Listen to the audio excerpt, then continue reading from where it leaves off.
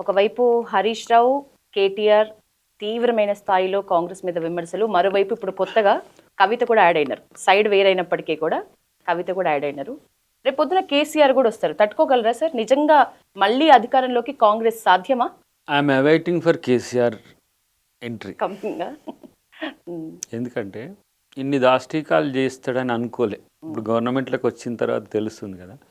కేటీఆర్, హరీష్ రావు వాళ్ళు తను చెప్పినట్టు చేయగలరు కానీ వాళ్ళు decision makers car. Okay. So మేము కూడా కేసీఆర్ని, కేటీఆర్ని టార్గెట్ చేసి మాట్లాడాలంటే కూడా వాళ్ళలో ఏముండదు, వాళ్ళకి ఏముండదు. కవిత చాలా స్ట్రాంగ్గా కనిపిస్తున్నారు కదా సార్. తను it's a part of KCR drama. That's it. అట్నే అనుకుంటున్నారు. That's it. పెద్దగా దాంట్లో ఆలోచించాల్సిన అవసరం కూడా ఉండదు.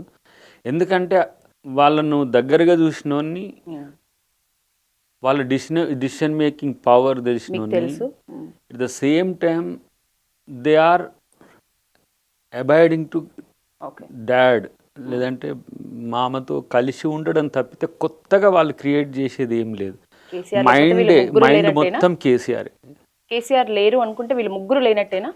ఆయనను దాటి ఒక మాట కూడా మాట్లాడలేరు. ఇప్పుడు కేటీఆర్ మాట్లాడుతుంటే ఎందుకు మనోడు ఏమన్నా డీవియేట్ అయ్యి మాట్లాడుతుండా అని చెప్పి క్రాస్ చెక్ చేసుకున్నా సరే తన మైండ్కు ప్రతిరూపం కేటీఆర్ ఇప్పుడు, కేసీఆర్ మైండ్కి. అందుకని వస్తున్నా అన్నప్పుడల్లా వెయిటింగ్ కాక ఇక్కడ అంటుంటాం మేము. ఎందుకంటే you are the decision maker, you are the culprit. Telangana సగటు రాజకీయ నాయకులకు ఉండే అభిప్రాయానికి మాకు వేరే ఉంటుంది. 1200 మంది ప్రాణత్యాగాల ఫలితం తెలంగాణ. ఆ తెలంగాణ కొరకు ఒక 10 సంవత్సరాలు, చాలామంది 20 సంవత్సరాలు, కొంతమంది 30 సంవత్సరాలు. నేనైతే జెన్యూన్గా 2006 నుంచి 14 వరకు నేను ఎక్స్క్లూజివ్గా తెలంగాణ కొరకు తిరిగిన, ప్రతిరోజు కుటుంబాన్ని వదిలేసి, పిల్లల్ని వదిలేసి, వాళ్ళ ఎదుగుదల లేదు ఏం, మా మిషన్ మొత్తం అటు కొండ లక్ష్మణ్ బాపూజీతో కలిసి తిరిగినా, ఇటు కోదండరామ్ గారితో కలిసి తిరిగినా, లేకపోతే జేఏసీలో కేసీఆర్ ఉన్నప్పుడు తిరిగినా, మా ఆలోచన అంతా తెలంగాణ కొరకే. మరి ఇట్లాంటి తెలంగాణను ఎట్లా మోసం చేయాలనిపించింది. వేరేటోళ్ళంటే మనకు కోపం రాదు. చాలామంది అంటారు కేసీఆర్తో కలిసే ఉన్నావు జేఏసీలో, నువ్వు కొంతమంది టీఆర్ఎస్ఏ అనుకుంటారు, నన్ను టీఆర్ఎస్ నుంచి కాంగ్రెస్లోకి వచ్చినాం అనుకుంటున్నాను. ఎందుకు కేసీఆర్ని అంత సీరియస్గా టార్గెట్ అంటే మనోడు మోసం చేస్తే ఎట్లుంటుందో అట్లా ఉంటుంది కేసీఆర్ మీద. మన దగ్గర నేను I'm the first person who reacts against the KCR. మన వీరభద్రం గారి మీటింగ్ ఏమంటారు, అది పాదయాత్ర క్లోజింగ్ సెరమనీలో నేను పార్టిసిపేట్ చేసిన. ఆ రోజు ఏమైంది, వాళ్ళు మమ్మల్ని అందరినీ పిలిచిండ్రు. విజయన్ గారు పోయి, పినరప్పి విజయన్ గారు పోయి కేసీఆర్తో ఏంది స్నాక్స్ ఏదో లంచ్ తీసుకొని ఆయన పథకాలను పొగుడుతున్నాడు అక్కడ.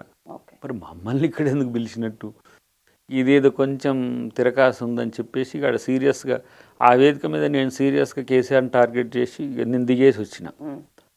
అంటే కమ్యూనిస్టులకో లేకపోతే ఆ రోజున్న వాళ్ళ భావజాలానికి కేసీఆర్ దగ్గరగా ఉండడం నాకు తెలియదు. బట్ నేను వీరభద్రం గారి పాదయాత్రకు మేము సపోర్ట్ చేసినాం. నేను కానీ, బెల్లయ్య నాయక్ గారు కానీ, మందకృష్ణ గారు కూడా అప్పుడప్పుడు పార్టిసిపేట్ చేసిండు అనుకుంటాం. మేము 2-3 మీటింగ్లకు పోయినాం. ఎందుకంటే కొంచెం పీపుల్స్ ప్రో ఉంటుంది కమ్యూనిస్ట్ పార్టీ అంటే. అక్కడ కూడా వ్యతిరేకం ఉందనేది కానీ కేసీఆర్కి అనుకూలంగా ఉండడం మేము తట్టుకోలేకపోయినాం. ఎందుకంటే ఆయన మొదలు పెట్టిండు అప్పటికే, ఏంది గొల్లోళ్ళు అంతా గొర్రెలు కాసుకోవాలి, మాదిగలంతా చేపలు కుట్టుకోవాలన్నట్టుగా, ముదిరాజులంతా చేపలు పట్టుకోవాలన్నట్టుగా. మరి ఎందుకు తెలంగాణ తెచ్చినామా అని. సో ఆ క్రమంలో చాలా సీరియస్గా మేము వ్యతిరేకిస్తాము కేసీఆర్ని. ఎందుకంటే మాతో కలిసి ఏమంటారు కదా, కలిసి కార్యాచరణలో ఉన్నప్పుడేమో చాలా ప్రోగ్రెసివ్గా, డెమోక్రటిక్గా కనపడ్డాడు. వెనెవర్ పవర్లోకి వచ్చిన తర్వాత తనలో రూపం మారడాన్ని ఒక రకంగా జీర్ణించుకోలేకపోయినాం. నాకు కొండ లక్ష్మణ్ బాపూజీ గారు చెప్పేది వారి యొక్క వ్యవహార శైలి చాలా భిన్నంగా ఉంటుంది, మీకు తెలియదు అని. అంటే జయశంకర్ సార్ గారితో కూడా నేను అప్పుడప్పుడు వాదిస్తుంటే చివరి రోజుల్లో. జయశంకర్ సార్ ఏమనేవాళ్ళు సార్? నేను ఆయనని అంటుండే, సార్ మరి ఈయన కొంచెం అప్పుడప్పుడు కొంచెం తేడాగా కనిపిస్తున్నాడు కదా అంటే ఇంకా మరి అంతకు మిక్కిలి నాకు ఛాయిస్ లేదు.